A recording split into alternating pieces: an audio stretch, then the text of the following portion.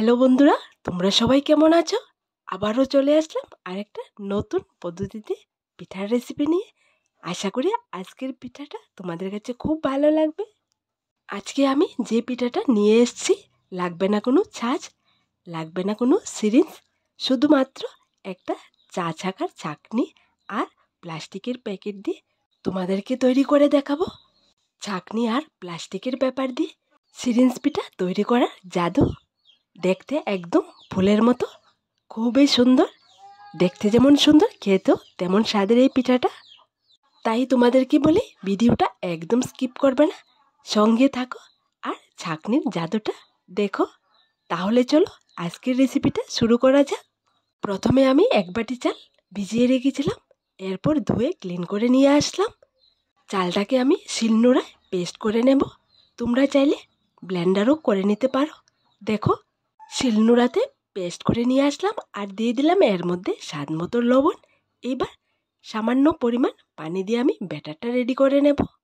এই ব্যাটারটা তোমরা একদম নর্মাল ঠান্ডা পানি দিয়ে রেডি করবে, কারণ আমরা যখন সিরিঞ্জ বা কলপিঠা রেডি করি স্টিম বা ভাপিয়ে নিতে হয়, কিন্তু এখানে আজকে পিঠেগুলো স্টিম বা ভাপানোর কোনো প্রয়োজন নেই।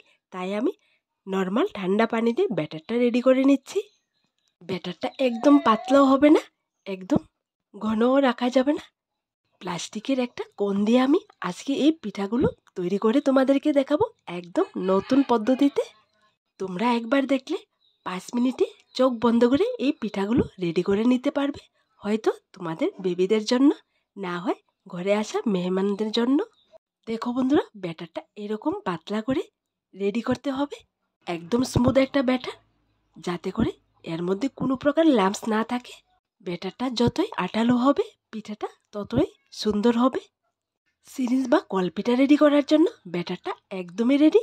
এবার এখান থেকে এক বাটি ব্যাটার আমি আলাদা করে ইয়েলো কালার করে নেব, বাকিটার নর্মাল হোয়াইট কালার রেখে দেব।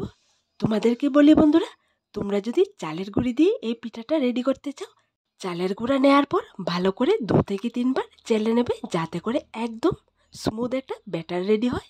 দেখো বন্ধুরা, ইয়েলো কালার ব্যাটারটা রেডি করে নিলাম। এরপর নিয়ে নিলাম একটা গ্লাসের ভেতর দিয়ে দিলাম একটা প্লাস্টিকের পেপার। প্লাস্টিকের পেপারের কোণটাকে একদম সুইয়ের মতো করে কেটে নিতে হবে, যাতে করে পিঠার ডিজাইনটা একদম চিকন হয়ে বের হয়। এরপর চুলোর মধ্যে বসিয়ে দিলাম একটা ননস্টিকের প্যান। এইবার প্যানের উপর হাত ঘুরিয়ে সুন্দর করে পিঠার ডিজাইনটা করে নিচ্ছি। তোমরা যখন প্যানের মধ্যে এরকম ডিজাইন করে পিঠাটা দেবে, একদম সেকেন্ডের মধ্যে পিঠাটা রেডি হয়ে যাবে। আর এখানে নিয়ে নিলাম একটা চা ছাকার ছাঁকনি। এই ছাঁকনিটা দিয়ে পিঠার ডিজাইনটা আজকে আমি করে তোমাদেরকে দেখাবো। দেখো বন্ধুরা, একটা পিঠে রেডি হয়ে গেছে। এবার আমি চা ছাঁকনির মধ্যে সুন্দর করে সেট করে বসিয়ে দিলাম। এই পিঠার ডিজাইনটা করতে 2টো পিঠে লাগবে, তাই আমি আরেকটা পিঠা বানিয়ে নিচ্ছি। এরপর ছাঁকনির ভেতর পুরোটা পিঠার ডিজাইন করে তোমাদেরকে দেখিয়ে দিচ্ছি। তোমাদেরকে বলি বন্ধুরা, তোমরা যদি ছাঁকনি দিয়ে এই পিঠার ডিজাইনটা করো, তোমরাই একদম অবাক হবে। চা ছাকার ছাঁকনি দিয়েও এত সুন্দর পিঠার ডিজাইন করা যায়। সবগুলো পিঠার ডিজাইন ছাঁকনির ভেতর 2টো পিঠে করে দিয়ে ডিজাইনটা করতে হবে। তোমরা যদি মন দিয়ে দেখো, একবার দেখলে ডিজাইনটা শিখে যাবে আর একদম সহজে করে নিতে পারবে। দেখো বন্ধুরা, পিঠাটা সুন্দর করে গোল করে ছাঁকনির ভেতর দেওয়ার পর আঙ্গুল দিয়ে প্রেস করে রেডি করে নিলাম। একটা পিঠা আমি 2 হাত দিয়ে রেডি করে তোমাদেরকে দেখিয়ে দিলাম হোয়াইট কালার ব্যাটার দিয়ে। এবার আমি ইয়েলো কালার ব্যাটার দিয়ে অনেকগুলো পিঠা রেডি করে এক হাত দিয়ে ছাঁকনির ভেতর ডিজাইনটা করে তোমাদেরকে দেখিয়ে দেব। তোমরা যদি সিরিঞ্জ বা কল পিঠা তৈরি করতে চাও, তাহলে আর দরকার হবে না সিরিঞ্জ বা কলের। তোমরা একদম সহজে প্লাস্টিকের যে কোনো প্যাকেট দিয়ে যে কোনো সুন্দর সুন্দর ডিজাইনের পিঠা রেডি করতে পারবে। তোমাদেরকে বলি বন্ধুরা, তোমরা এই পিঠাগুলো বেশি পরিমাণে রেডি করে বছর জুড়ে সংরক্ষণ করে রেখে খেতে পারবে, একদম নষ্ট হওয়ার ঝামেলা ছাড়াই, ভাপে দেওয়ার ঝামেলা ছাড়াই। তোমরা এই নতুন পদ্ধতিতে সিরিঞ্জ পিঠা বেশি পরিমাণে রেডি করে নিতে পারবে। তোমরা শুধু দেখতে থাকো, তোমরা দেখবে এক বাটি চাল দিয়ে আমি অনেকগুলো পিঠে রেডি করে নেব। তোমাদের কাছে সবসময় বলে থাকি, কঠিন পিঠার রেসিপিগুলো একদম সহজ করে তোমাদের কাছে নিয়ে আসি, যাতে করে তোমরা ঘরে থাকা সামান্য উপকরণ দিয়ে একদম সহজভাবে সুন্দর সুন্দর পিঠার রেসিপিগুলো করে নিতে পারো।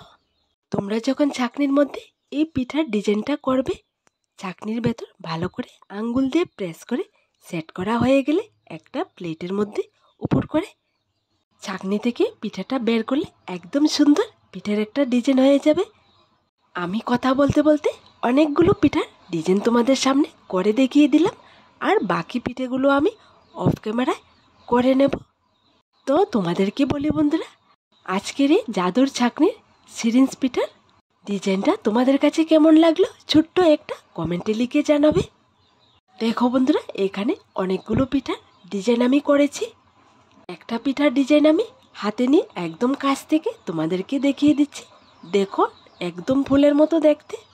এইবার সবগুলো পিঠা আমি একটা বড় পাত্রের মধ্যে নিয়ে নেব আর রোদ্রেতে দিয়ে উল্টিয়ে পাল্টিয়ে সুন্দর করে শুকিয়ে নেব।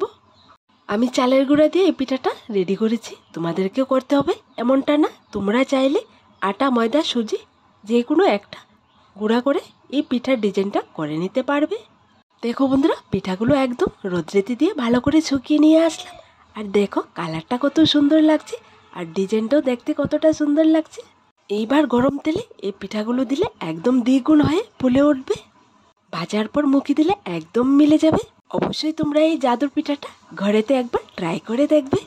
আর আমার সবগুলো রেসিপি যদি তোমাদের কাছে ভালো লেগে থাকে, অবশ্যই আমার চ্যানেলটাকে সাবস্ক্রাইব করবে, একটা লাইক করবে, আর তোমার সব থেকে কাছের বন্ধুদেরকে শেয়ার করে দেবে, যাতে করে একদম সহজ সহজ সুন্দর সুন্দর রেসিপিগুলো সবার প্রথমে তোমাদের কাছে পৌঁছে যায়। আজ এখানে আবার দেখা হবে নতুন একটা রেসিপির সাথে। সবাই ভালো থেকো, সুস্থ থেকো।